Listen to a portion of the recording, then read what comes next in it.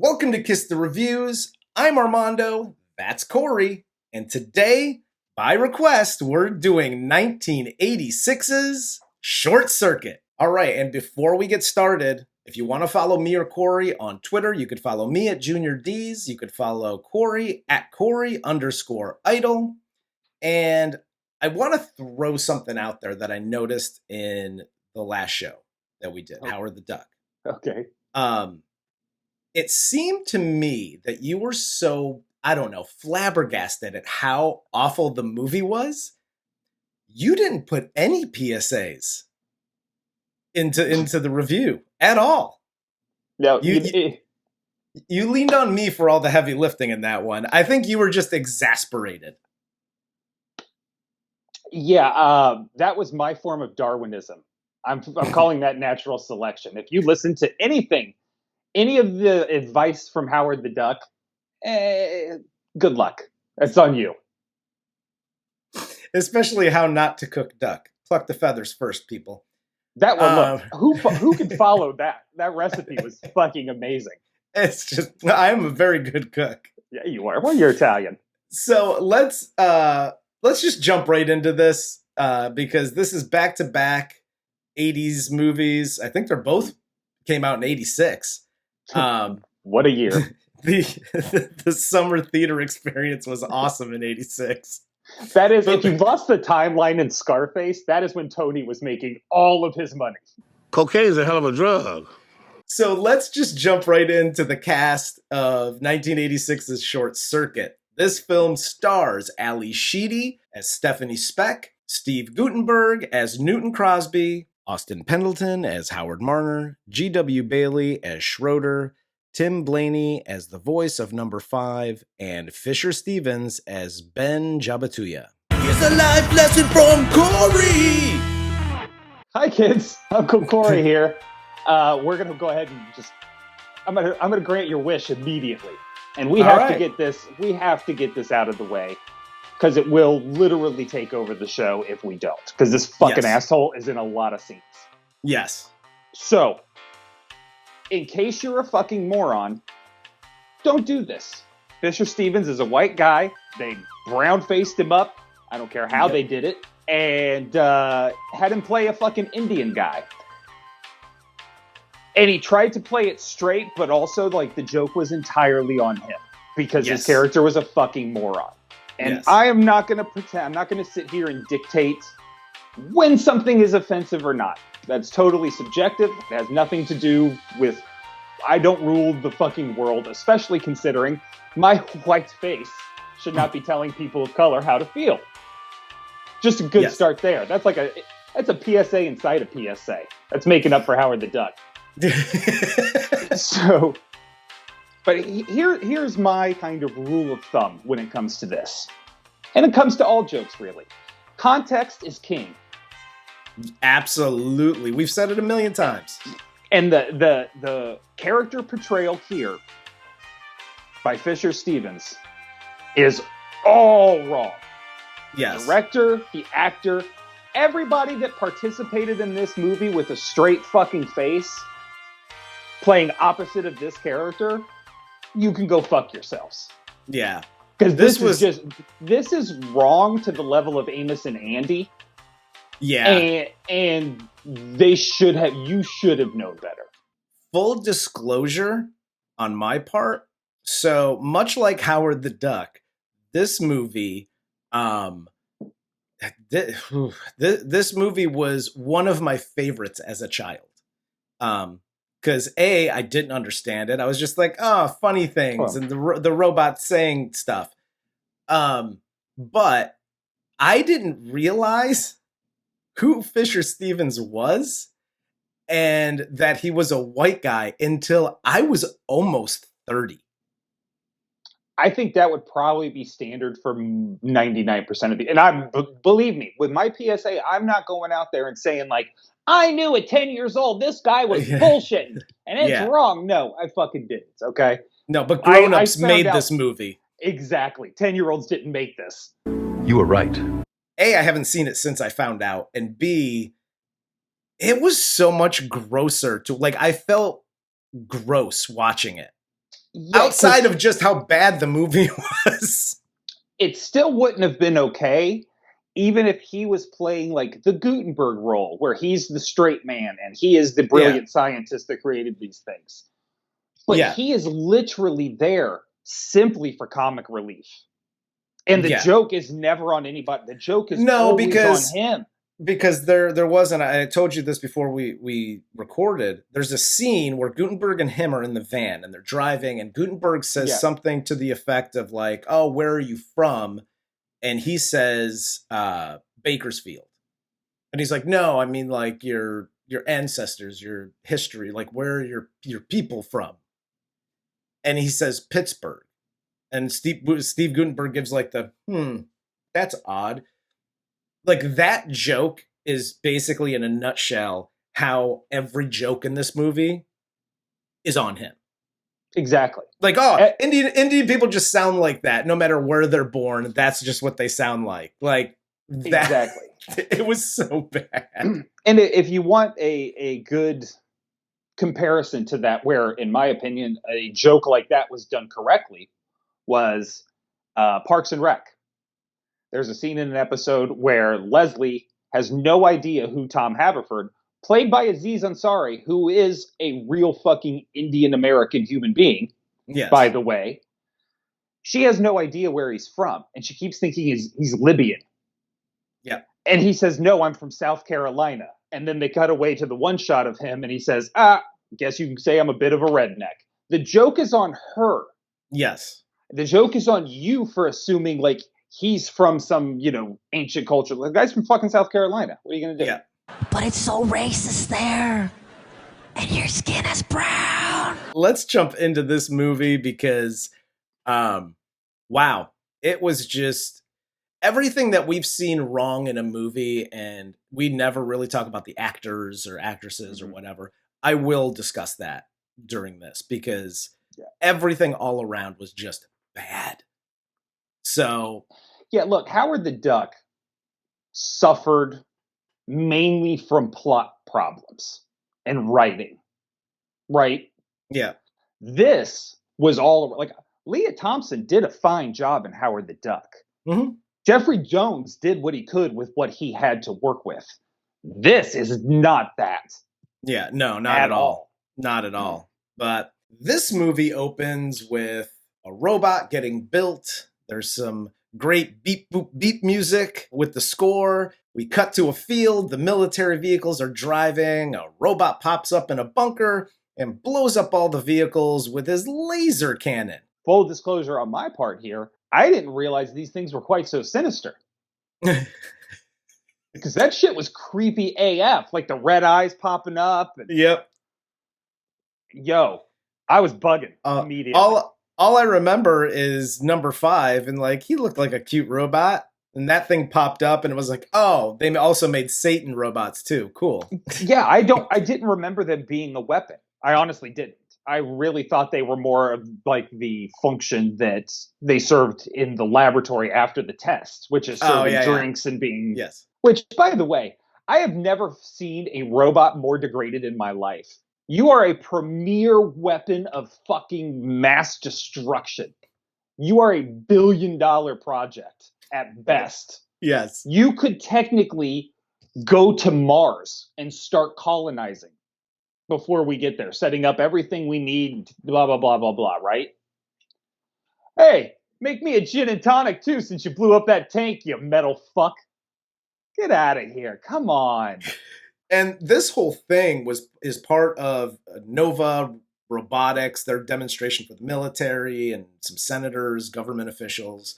And we get the storm of brewing outside, so they move everything into the lab. This is where you get the C-3POs delivering Tom Collins to everybody. It did look like a Star Wars cantina, didn't it? It looked like a cross between the cantina and like an Apple store.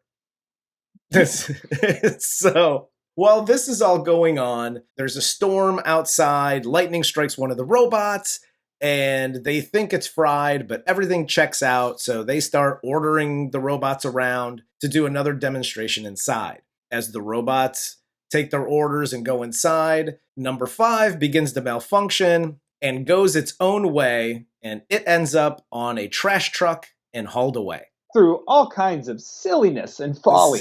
And zaniness and input and things. Nova realizes what happened. They lost a robot, and they start to scramble to find number 5. They can't get it to respond through their Microsoft or MS-DOS programs, but they do locate it, and they get their security team together to chase it down because its laser cannon is still operational. Oops. Traditionally, the thing you usually forget to do when breaking down a demonstration is disarming the fucking weapon of mass destruction. Because they're gonna all be inside. Like, God forbid something zany happens, like getting struck by lightning or whatever. Yeah, you don't want the laser cannon just willy-nilly because they're armed with it on they're strapped all the time on their back. Yeah, pretty much. And by the way, I'm 99% sure, just throwing this out there, that lasers still don't do that. Number 5 is now roaming around looking for input as the inept security team tries to chase number 5 down. They lose it over a bridge because they slam on the brakes while it's right in front of them on the little vehicle that they have. And did Elon Musk, is this where he started his, it's like this and one of the Van Damme movies? It's like Elon Musk designed all these cars. This is where he got all his designs for all the new shit that he's putting out now. He was like, let's go back to 80s movies and just copy that shit. Cool. He's just whipping his dick out and building cars. This is new. So number 5 puts out his parachute. He lands on Stephanie's snack shack truck, and she drives home with him on top. The alliteration in that. Here's a life lesson from Corey. Hi kids, Uncle Corey here. If you own a fucking food truck or anything that needs a, catchy name, alliteration is best with 2 words. Yes. That's it. Like Benny's Burritos. That's it. Stephanie's Snack Shack is a lot like Sally selling seashells by the seashore. See how fucking hard that was? Can't even say it. No, it's ridiculous. Why the fuck would you have that? Snack Shack. Make it that. That's it. It doesn't have to be Stephanie's. Stephanie's Snack Shack. She drives home and she sees her psycho ex-boyfriend trying to steal her 3-legged dog to bring it in to like a medical research lab for money, I guess. I mean, the fuck this is going on? The ex-boyfriend doesn't need to be in this movie at all. I don't know why they added it, because all he is just like this random redneck that is stealing her animals to take to this hillbilly medical research lab. It's called a meth lab, okay? A similar story happened to a teacher in the Florida area. My guess is a studio exec, much like the guy we interviewed for Beautiful Girls, watched this and was like, yo, that broad's cute and all.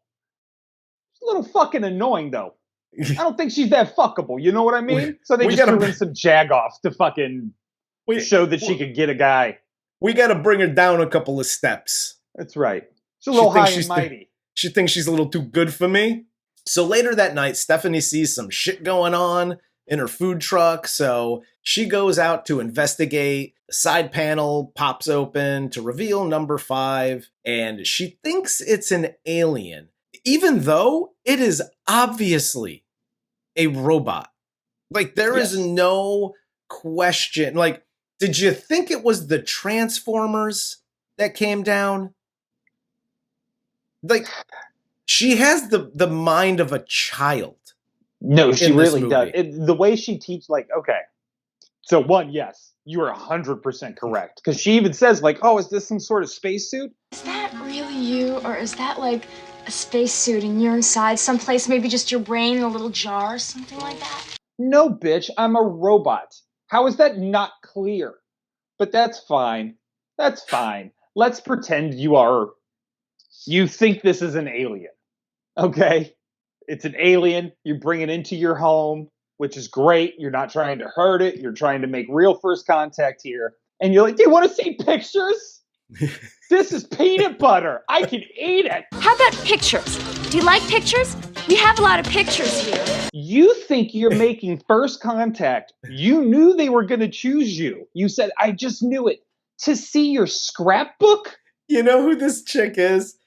Ally Sheedy later on, 10 years later, plays the stripper in Independence Day that goes up to the top of the roof with her sign. That's who she is. Is it possible this story is true? Yes, it is. We need to talk about the disgustingness in the room. You are taking in every stray animal in the world. Yes. Waking up the next morning in a house. They're not outside. They're in your home. Waking up and then getting into a truck in which you cook, prepare, and serve other human beings food. Yes. That's fucking nasty. Yeah. You nasty. Just saying. There ain't no amount of sanitizer you can take to get all that hair out of that motherfucking whatever you're serving. Yeah. So she brings in number 5 into her house, gives it input, and gives it an encyclopedia to read. This is where the movie ends if I am in Ally Sheedy's role. Yes. Because 2 things happen here. Either one, I go, hey, you're making a fucking mess. You're either going to learn what cleaning up is, or I'm fucking torching you immediately. Or 2, I go, hey, what's that fucking button on your back? And the whole system shuts down. Yeah. What she does instead is she turns on the TV like number 5 is a 5-year-old misbehaving child and just sits it in front of the TV to fucking rot its computer brain. Yes. So that she can fucking clean the house up, I guess. It's fantastic. And because of this, we get Johnny Five speaking in jingles and commercials and one-liners from other movies. Call now, our operators are standing by. Simplify your life with Accountant in a Can. Exactly. What if you accidentally flip it on to Keeping Up with the Kardashians? What do you think that thing's going to do to us? It's going to go full Ultron I'm done. Stephanie then finally realizes that number 5 is a robot from Nova, and she sees the sticker, so she calls them to report that she has it. After jumping on a grasshopper, number 5 realizes that it's getting taken back to the lab to get disassembled and murdered because it realizes what death is now because it jumped on a grasshopper. I don't begrudge anybody an existential crisis. I think everybody should have at least one a year, probably. Fair. Just to stay healthy, keep yourself in check. Yeah. But this is by far the most annoying breakdown I've ever been a part of. Disassemble! No, disassemble! Disassemble? Yes, disassemble all over the place! Disassemble!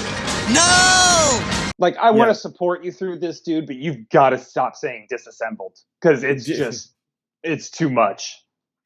Again, this is where I take Stephanie's baseball bat and I just try to whack it until it just stops working. Treat it like my laptop every week. Number 5 here then freaks out. He steals Stephanie's food truck and takes off with her in the back. Now, cut to Newton and Ben, who've been out looking for number 5 to get him back and disassemble. They get to Stephanie and number 5, and while discussing what happens next and taking him to the lab, the Nova security team and Skroeder show up armed to the teeth. And they start to open fire on number 5, Stephanie, Ben, and Newton. And this is my question, and it's for the studio executives, casting director, whatever. You have great films with comedy duos being made, right? You got Pryor and fucking, what's his name, Gene Wilder, rocking their shit. Got all of these legends. And you go, you know who I need? Is the Sergeant from Police Academy and Steve fucking Guttenberg from Police Academy, because they're the next big thing. Bailey and Guttenberg, the best comedy duo known to man. Aykroyd and Chase and Spies Like Us? Fuck yourself. I got Bailey and Guttenberg. Hell yes. Like, I just see some frat bro, watched the original Police Academy movie, changed his major, and had the dream one day of casting in his movie Bailey and Guttenberg. I'm going to tell you, when I tell you this, you might be shocked. But it wasn't one like frat bro. It was the whole house. It took 3 writers to write this piece of shit. There are 2 credited writers and then a third that is uncredited. The third that said, I do not want my name on this. But they added his name and wrote uncredited instead. They end up taking number 5 away after they shut it down. And while in the back of the van to Nova, number 5 starts itself back up somehow and gets away from Ben and the driver and then heads back to Stephanie's house. Listen, when you shut any electronic off, it's fucking off. Yeah, that thing ain't alive. It's possessed. We get into later how it like rewired itself to be human. I don't know, whatever the fuck, science and words and things. But there is no way that the robot rewired itself to start back up after it shut off. After a TV report about number 5 and the reward for capturing it is on TV, we see Stephanie's ex. He comes to retrieve number 5 from Stephanie's house. And Stephanie and her ex get into this fight. He basically like breaks into her house. Something tells me this isn't the first woman he's assaulted. I'm surprised, much like Beautiful Girls, that this was not made by the Weinstein Company. Because what the fuck, man? Yeah. Like, and again, if it adds to whatever, fine. But it doesn't. It doesn't. You've demonstrated that she cares about him, being Johnny 5. Yes.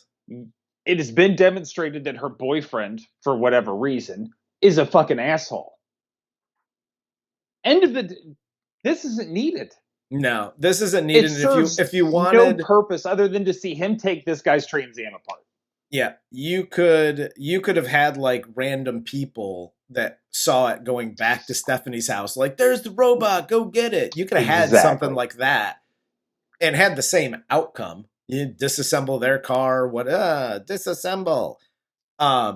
Here's the other thing about this scene that is just annoying to me.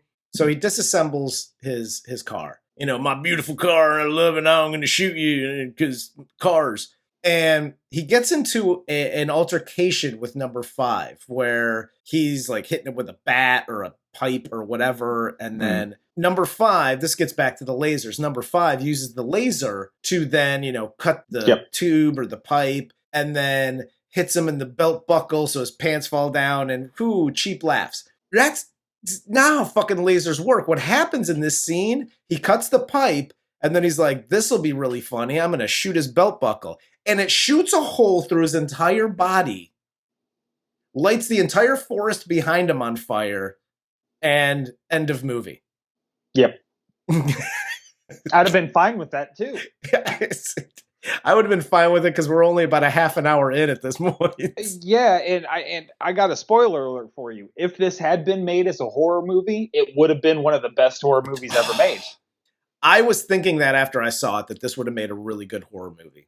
Stephanie and number 5 here get away once again, head to the desert, and number 5 then kidnaps Newton and takes him back to the desert where they're all hiding out and whatever. Number 5 then convinces Newton that he's alive by performing a Rorschach test and laughing at horrible jokes. And now playing patty cake or something? Playing children's games, I guess. And like Newton now believes that number 5 is alive. This is my problem with the science of all of this movie. Is every scientist first go, nope, that's not even possible. That's it. End of their argument. Yep. That's not science. Like, you're a bad scientist if that's what you're doing. Science! Nova then shows up, and Newton, Stephanie, and number 5 try to get away, but now they're trapped. Skroeder wants to kill all 3 of them now, apparently, and Howard wants to end this peacefully, so he tries to talk Newton into surrendering. And during this back and forth, the security/military now, I think, come in and take both Stephanie and Newton away. Yeah, Skroeder here, it seems to be just like all of a sudden been elevated to commander-in-chief. Well, that's the he's weird just thing. calling all the shots for every branch of the military. Like, I think under his watch, we actually reinvaded Vietnam. He is the head of security for Nova Labs, if I'm not mistaken. You are correct. When they all show up here, Ally Sheedy says it's like security and the actual military are here. But Scrotum is, G.W. Bailey is calling all the shots here, and he's like, open fire, like, we're gonna fucking kill everybody. Let's drop a bomb. He's the guy in Toy Soldiers. Let's just drop a bomb on everybody. Let's just go in and shoot everybody. Kill them. Gives a fuck. Yep. I'll take care of this. They said, apparently the writers and whoever casted this were like, you know what? We really like Police Academy, but the sergeant didn't go far enough. We need him to go like 4 steps further. Can we do that? Can we make that possible? Let's make him the worst human being alive. Right. Just fuck everything. I'm not happy unless I'm murdering. He wants to murk everybody. So basically, this was written by the Trump kids. Yes. Number 5 here jumps out of their van, and a chase ensues between a helicopter and number 5 through the desert. The helicopter blows up number 5, and everyone celebrates except for Stephanie and Newton, who share this sad embrace as soldiers/security agents are walking by them with just pieces of the robot. Like, I'm gonna put this on my mantle in my house. Look, it's his eyes. Right? What the I've said it a few times, but at this point I was like, dude, what the fuck is going on here? They just completely like, hey, I found this piece of a meteorite from 4 billion years ago in the sand. I'm going to put it on my shelf at home. It's not a rock. You were right. You see these things? None of these were sentient beings, ever. Or billion-dollar proprietary fucking things that I just blew up. Are you fucking crazy? And here's the funny thing. There's, I guess I'll do it. Don't do that here. Don't do that. It's not good for you. Hi, companies, laboratories, military installments, whatever. After you have decided that this is the threat, and you blow up said threat, and let's call it, I don't know, a fucking robot humanoid thing.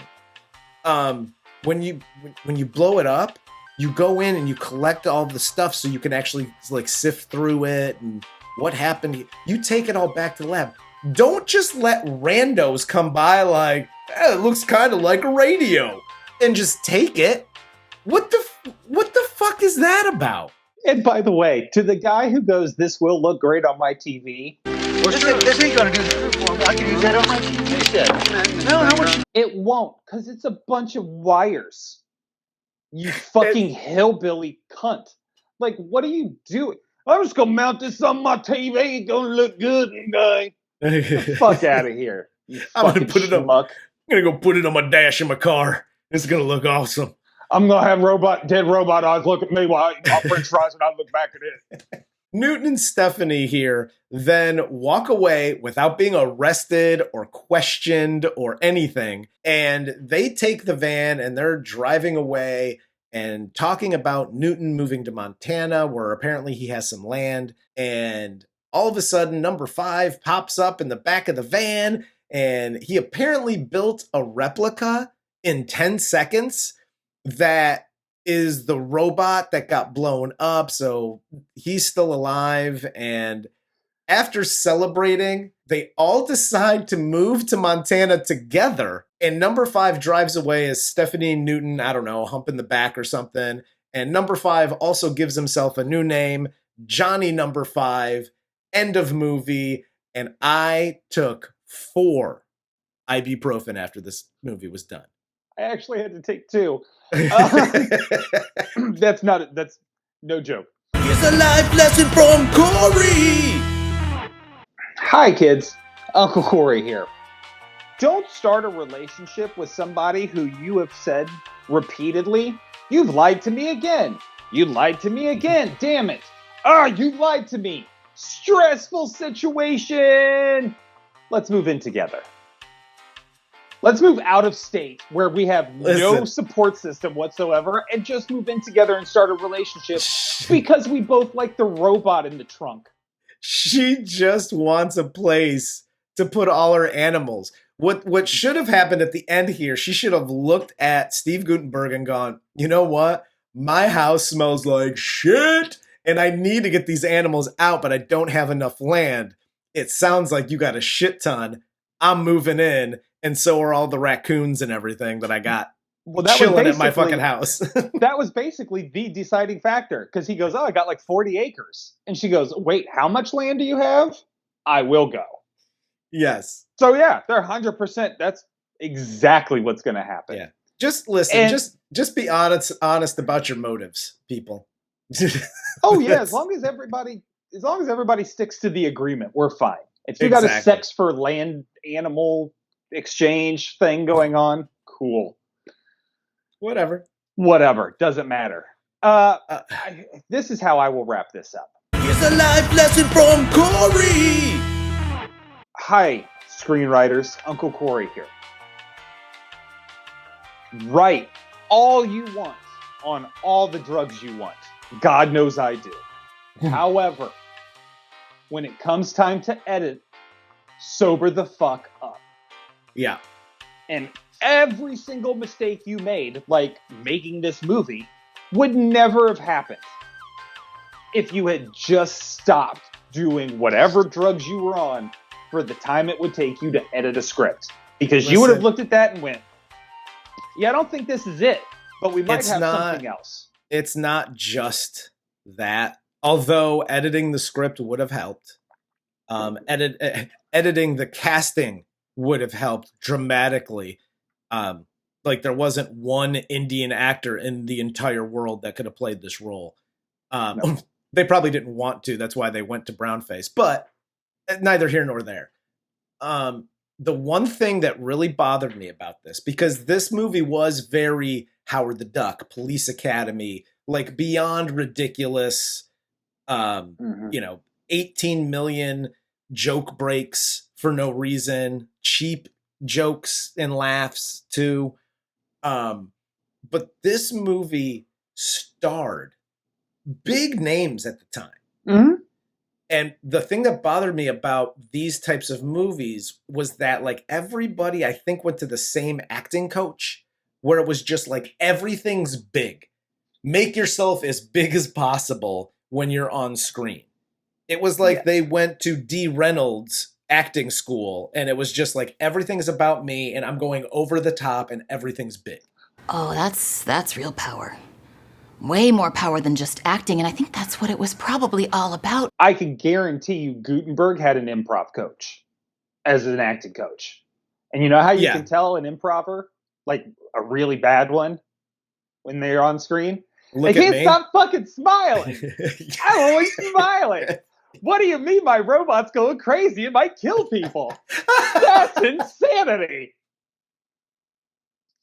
Fucking hate the improv smile, dude. It drives me crazy. Yeah, no, me too. But yeah, I mean, dude, again, I think this might be, if not the worst, top 2 worst movies that we've reviewed to date. It's not. It's in the top 5. Howard the Duck. However, it's not as bad of a movie as Howard the Duck was. However, the extras. And I'm not talking about the extras on set. I'm talking about the brown face of it all. The improv smiled. All this little extra shit that was done made it really fucking terrible.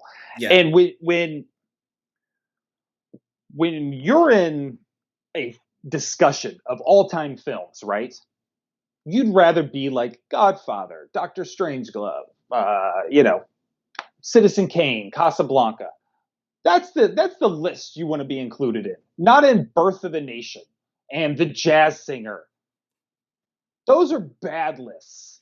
And that's the list you are included on by making one horrible, stupid, dumb fuck, disgusting, racist decision. Yeah. And I mean, like, if you didn't do that, this just would have been a bad kids movie. Like, yeah, it was the fucking 80s and jokes and ha ha ha. It's a kids movie. Yeah. Fair enough. But by adding that one thing into it, you just, dude. Yeah. No. Dude, no. Overall, even if because you didn't really need the Ben character, so even if you remove the Ben character, cut all the scenes that he's in, doesn't help. It's fucking terrible all the way around. Like, beginning to end, this thing is a goddamn nightmare. No, since you brought her up, it is a Dee Reynolds character. Yeah. All of her little characters that she does, that's that. Yeah. Yeah. But let's it's palate cleansing time. So if you have the list, what movies do we have coming up? We got Swingers. We got Whiplash. We got Double Impact. We got Better Off Dead. Actually, here's what you can do. Here's what you can do. By the time this episode airs, right? Yep. Go to Twitter. I will have the full list on my account. I will make sure this lazy fuck retweets it, so you guys can both have it. Both have access, or everyone can have access to the full list. And I can quit looking like a stumbling, bumbling moron every fucking week at the end of the show. This jack motherfucker's posing half naked, and I'm over here going. So what we'll do is we'll post a list in the description, so you guys can just go to the description and see what's coming up next. That's a good idea. But with that said, for Corey, I'm Armando. This is Kiss the Reviews, and this was 1986's Short Circuit.